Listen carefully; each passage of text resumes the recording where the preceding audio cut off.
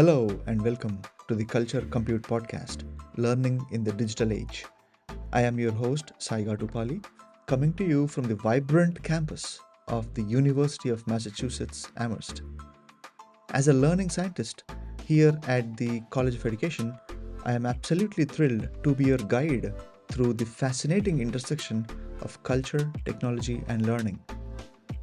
Today, we are shaking things up a bit. I'm excited to introduce my colleague and friend Will Lee from the Computer Science Department here at UMass. Will and I have been collaborating in the same research lab, and we have some exciting work to share. Will, welcome to the show. Hey, thank you, Sai. It's both exciting and also kind of scary to be here today. Don't be scared, it's going to be fun. Will, it's great to really have you. Thank you. We've got this amazing uh, overlap in our research interests that our Venn diagram of learning sciences and computing literacy is where the magic happens, isn't it? Hmm. Our recent paper, which was by the way accepted to the International Conference of Artificial Intelligence in Education 2023, we show how we use ChatGPT Hmm. in online math learning contexts. And it's just the tip of the iceberg. Hmm. Hmm. Yeah, yeah, and I think there are whole lot more, you know, n- n- we can do in this space, like whether it be, evaluating models Right. or, doing, I don't know, human studies. And I think it's also, this what we did kind of lead me to my synthesis, project proposal. Right. So, that I think it's a something great. Right. Synthesis, for people who are not aware, synthesis is a qualifiers project for anybody who is enrolled in higher education. For example, Will is a PhD graduate student at UMass, and that's his synthesis project. That's good luck on that. Thank you. Yeah, I mean, absolutely. I'm thrilled to have you here, and that's exactly why I would like to have you as my sidekick for this episode. Uh, so, we are going to dive into some mind blowing research I've come across this week about creativity and the human brain. And I cannot wait to get your perspective on how this all ties into our work in AI and education and the larger learning sciences umbrella. But before we jump into our main discussion, though, I have some quick, exciting updates to share with our listeners. Will, I hope you don't mind if I take a moment to do some quick announcements. Yeah, no, go for it, Si. Yeah, great. Yes, so first up, I want to give a huge shout out to all the participants of the Massenburg STEM Institute, the summer camp that was held at UMass.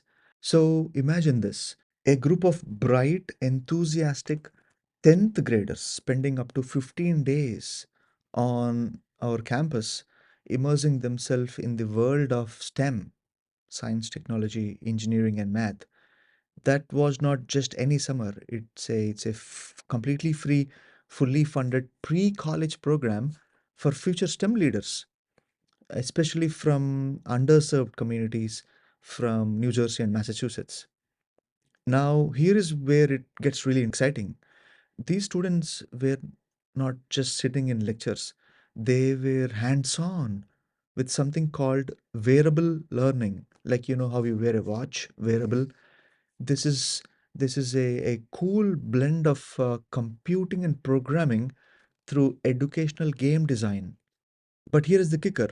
This was not just about teaching tech skills. It's more into the broader research that where we study how students' cultural background influences the way they learn computational thinking, which is a 21st century skill.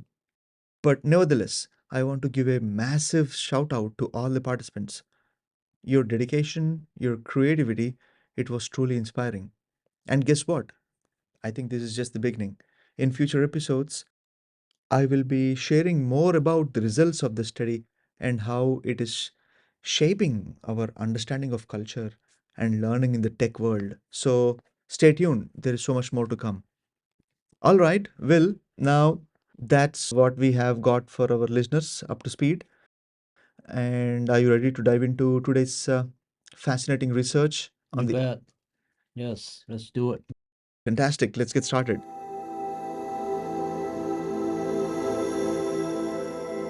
So, we are right now living in a time of rapid digital transformation. It's like we are explorers in a new, uncharted territory where culture, technology, and education are converging in ways that we have never seen before. It is both complex, it's exciting, and sometimes it's a bit overwhelming. But that's why we are here, to make sense of it all together. And in each episode of this podcast, we embark on a journey through cutting edge research. It's like detectives just uncovering clues about how these intersections are reshaping the way we learn in the digital age. So, today I have got two really intriguing studies lined up for you. They are going to give us a peek into how learning and assessment are evolving in this AI driven era. And we'll also explore some creative ways technology is being used in math education. But more on that later. I promise you it's going to be fantastic and fascinating.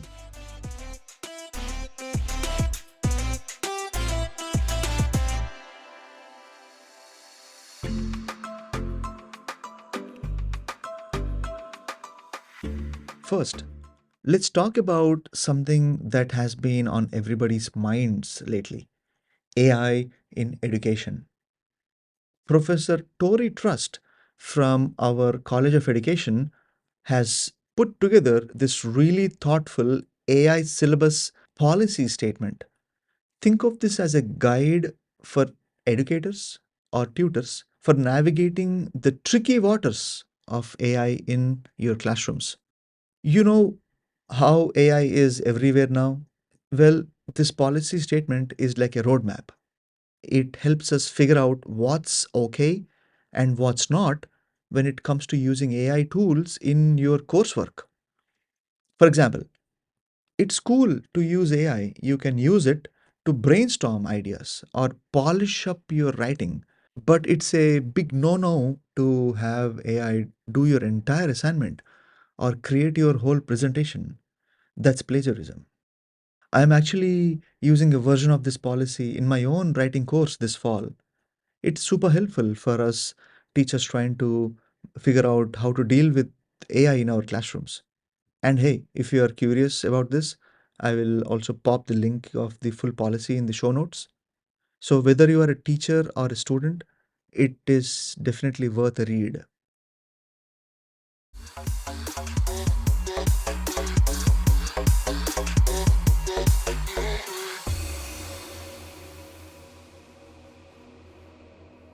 Now, let's shift our gears into a fascinating study that is shedding light on how our brains work, particularly when it comes to creativity.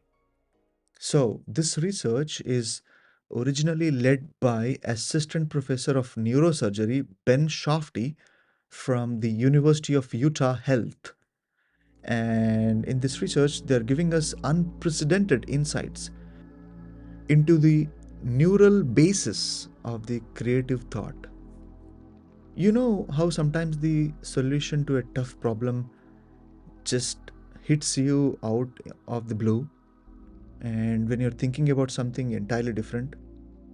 Well, this study is helping us understand why that happens. The researchers used a super precise method of brain imaging to see how different parts of the brain work together to produce creative thought. Here are some of the key findings that I find really exciting. They discovered that creative thought relies heavily on a part of the brain called the default mode network, DMN.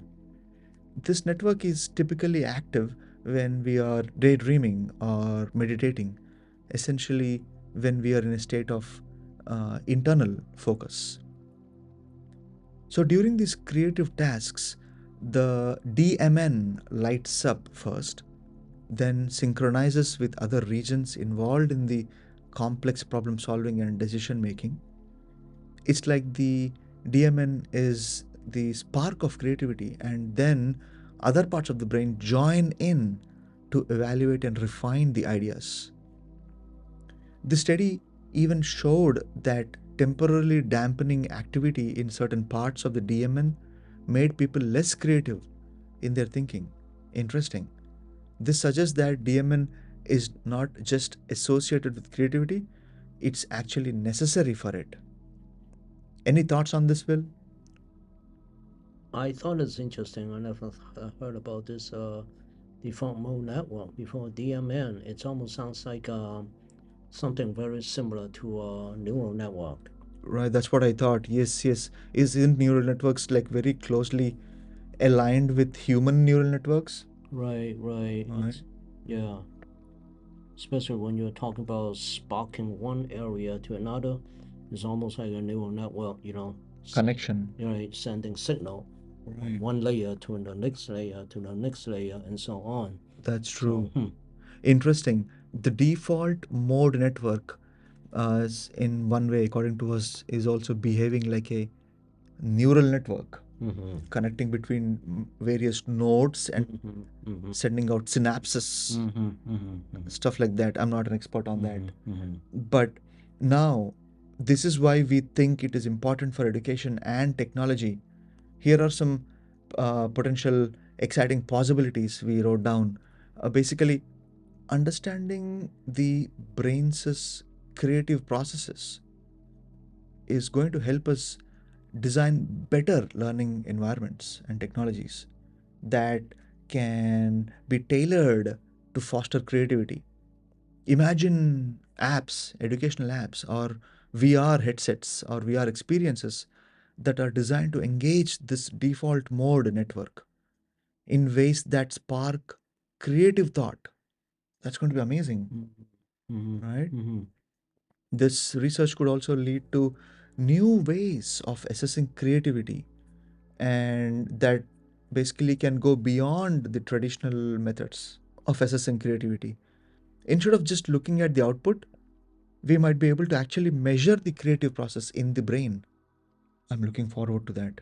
The students, I think, with conditions that affect the DMN, such as maybe they could have some mental health disorders, especially for those learners, I think this research could pave a path for new treatments, more neurosurgical treatments to help restore that creative thinking abilities in this AI driven world, understanding how human creativity at a neural level, if we are able to understand that, it could help us develop AI systems that can like truly innovate and not just replicate human knowledge.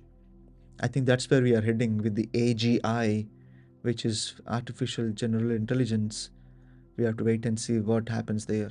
But from the context of like a cultural perspective, I think this research also raises some fascinating questions about how different cultural practices, such as meditation, which engages the DMN, might influence our creative capacities.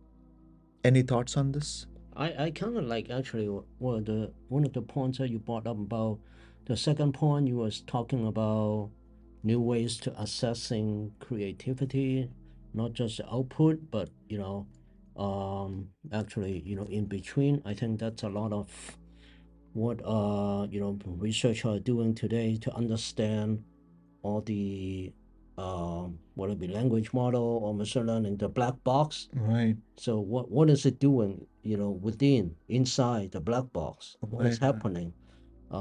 People want to like visualize, how the neural network propagate information from one layer to the next, not just what the neural network classify at the end, but how does it work, you know?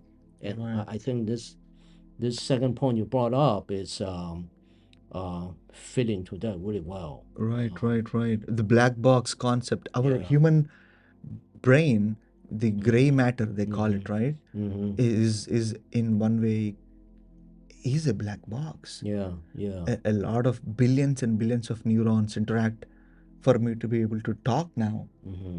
Mm-hmm. And so understanding how that works is going to help us actually measure Mm-hmm. the Mm-hmm. creative process within the brain. Mm-hmm. I see a Mm-hmm. lot of potential there. Yeah. Yeah. I agree. I agree. I think there's a lot of overlap. There's a lot of things that people in computer science can learn, from this. True, true. Hey, on a side journey, let's go on a quick tangent here. You know, Elon Musk's product called the brain interface. Uh, what do you call that?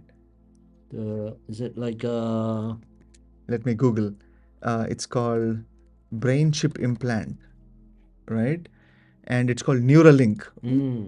right. Okay, so it reminded me because I saw this in the news recently.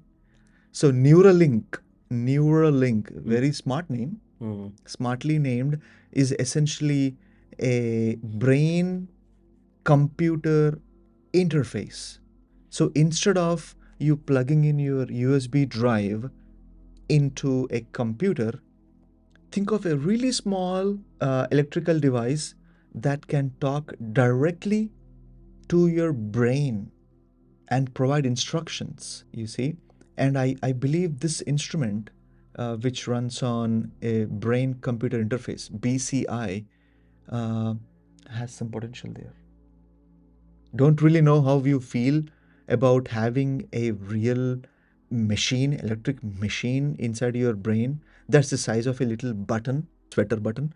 But I want us to see basically how this could help transmit some neural signals from the machine into the brain so you can control devices using your thoughts. I've seen a video of this and it's just unbelievable. Just some technology that can also benefit from this in the future. I don't know at this point in time what is the broader potential of this, keeping in mind how much it costs right now. Very expensive, not a common man thing to be able to afford, but this research could also add there. DMN and Neuralink. I see some potential there. Okay, so what's particularly exciting is how this research intersects with our earlier discussion on AI in education. And as AI becomes more advanced at tasks we once thought were uniquely human, such as writing essays, understanding biological basis for creativity, becoming more crucial now. It helps us focus on developing those quintessential human abilities that AI cannot replicate, at least not yet. Now, this study reminds us that while AI is advancing rapidly, there is still so much to discover about the human brain and its incredible capacities. And I think as educators and researchers, our challenge is to use this knowledge from other fields of science, brain science, to create learning environments that technologies nurture human creativity while also leveraging the power of AI.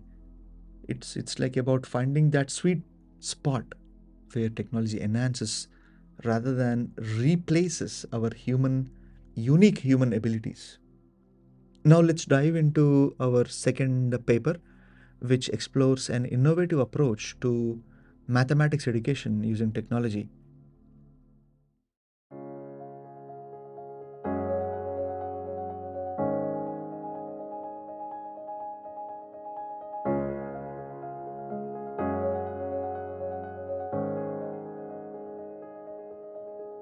Basically, coming from India, I never thought I will be publishing in the NCTM's MTLT journal.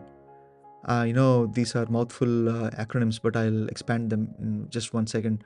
I never even imagined it, and now I am awestruck to have been a part of this amazing work. So essentially, this is a focus article in the in the official journal of the National Council of Teachers of Mathematics, NCTM, and the journal name is Mathematics Teachers Learning and Teaching in Pre-K to 12. So we titled it uh, Students Design Problem Solving Slideshows, where we examine how kids who are elementary students can use Google Slides to enhance their math problem solving skills and creativity. Essentially, it is a part of our ongoing usable math elementary math literacy project here at UMass. Some of the key findings of this research include having students as design consultants. So, fourth grade students were able to create their own math word problems using Google Slides, complete with problem solving strategies and visual elements. We did not give them any guidance, they did it on their own. Number two, engagement and creativity. So in this process of creating their own math problems, the the the students displayed increased engagement with mathematics and allowed for a creative expression through this Google Slides technology, which is pretty easy, by the way. And also, we are seeing Google Slides as a technology that is also a learning tool. I am just saying this as a learning tool because I think this is not only a way to deliver instruction, but also to have learners create their own instruction. And Google Slides proved to be an excellent and accessible and effective platform for our participants to create and share their math problems. And also writing, writing the process of writing in mathematics and creating slideshows helped these kids practice their writing process in a mathematical context, and the slideshows themselves provide insights into how students' mathematical understanding and potential areas of growth for teachers to focus on. This is again a collaboration between myself and other university teaching faculty at UMass. Robert Milloy and Sharon Edwards are the co-authors on this. On a thoughtful tone, I want to say that this approach of having students design their own math problems has many benefits. I think by becoming math problem solving design consultants, which is a which is a role we assign to the kids, students are engaging more deeply with math concepts. We know Will and I are a part of this lab where we look at issues in math education and how is math being taught currently in the United States, at least. We know that math is a very dreaded topic. Mm-hmm. Kids hate math, Mm-hmm. especially I girls. do too. No, I understand. Yeah, me too, to some Yeah. extent. But it's how the teachers are able to communicate the math contexts in a more meaningful and optimal way so the kids can relate and learn from it, you see. And we believe that this is one of the research areas of focus that can use at home tools that are publicly available, such as Google Slides, to create your own math problems. We also found out that uh, one of the participants liked being called a design consultant Mm. because it appears to us that they loved taking up the role of a design consultant in creating a slideshow full of math problems for other peers to solve. I think that's a great way to learn math, by creating math, right? Also, in terms of metacognition, the creating the problems and hints for others, it's actually encouraging others to think about their own problem solving processes, right? Mm-hmm. And I think also sharing and solving each other's problems is fostering like an environment that is collaborative and very discussion based, which I like. Mm-hmm. When a lot of people are talking, you make new knowledge out of it, you can build off of it, and that is exactly what's happening, and we demonstrate that in this research. And as we are using Google Slides, which is a pretty common technology even we use in higher ed, um, kids are able to develop basic fundamental digital literacy skills alongside mathematical understanding. It's going to help them create effective slides in the Mm-hmm. future. At least we are helping them practice Mm-hmm. how to put together a slides. Mm-hmm. In terms of creativity in STEM, I believe the approach we are showing using which is using Google Slides to create math problems for others to solve. Um, it can be integrated into like the mathematics education as a functional accessory or a supplemental tool along with whatever the teacher is trying to teach. Or tutors, math tutors can use this as purely procedural. There is so much that we can talk on that. I'll put the link of these two papers in the show notes so you can go read them later. But net, this study demonstrates the potential of combining technology, creativity, and mathematics education. It's one approach that not only enhances mathematical understanding but also develops this 21st century skills like digital literacy, problem solving, creative thinking, and so on. Do you have any plan at some point in the future talk about wearable learning? That sounds like how wearable learning related to usable math too, right? Yes. You know, So they design their own games and right. So the idea that Will is talking about now is uh, is an example of another learning technology that is developed here at UMass, mm-hmm. specifically tailored for grades 4 and up. And we have already tested this in 3 countries, I believe 4, including Mm-hmm. the Philippines. So Mm-hmm. essentially, what's happening is we we are we are using the techniques of game design to teach a specific literacy skill, like it's called the computational thinking. And basically it is like design something and then you will learn this skill. So we have scaled that similar same concept to usable math, where instead of us creating slideshows for kids to practice the math problems, which they do anyway, we encourage kids through design invitations to come and create their own or design their own math problem solving slideshows, Mm-hmm. right? Mm-hmm. And all the points I just mentioned about technology integration, peer learning, and metacognition, and Mm-hmm. becoming design consultants is nothing but they are Mm-hmm. designing Mm-hmm. math word problems Mm-hmm. based on what they just solved.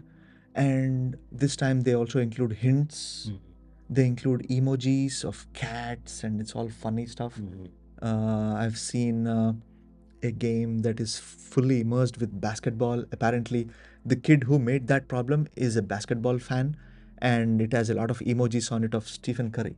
Mm-hmm. It's really funny to see that. I can now understand what you're talking about in terms of the design element Mm-hmm. in teaching something.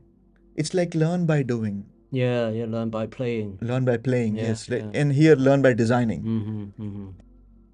Net, on a thoughtful yet essential note, as we navigate this vast landscape of AI, we must always consider one important question: how can we harness and embrace this AI technology and what all it has to offer to create more inclusive and effective learning experiences across diverse cultural contexts? No matter where the learner is from, I need an AI agent that can automatically help conduct instruction more effectively. And as we continue to explore these fascinating intersections in future episodes, I encourage you, my listeners, to reflect on how these changes are impacting your own learning experiences or teaching practices. How can we collectively shape the future of education in this AI driven world? Something to think about.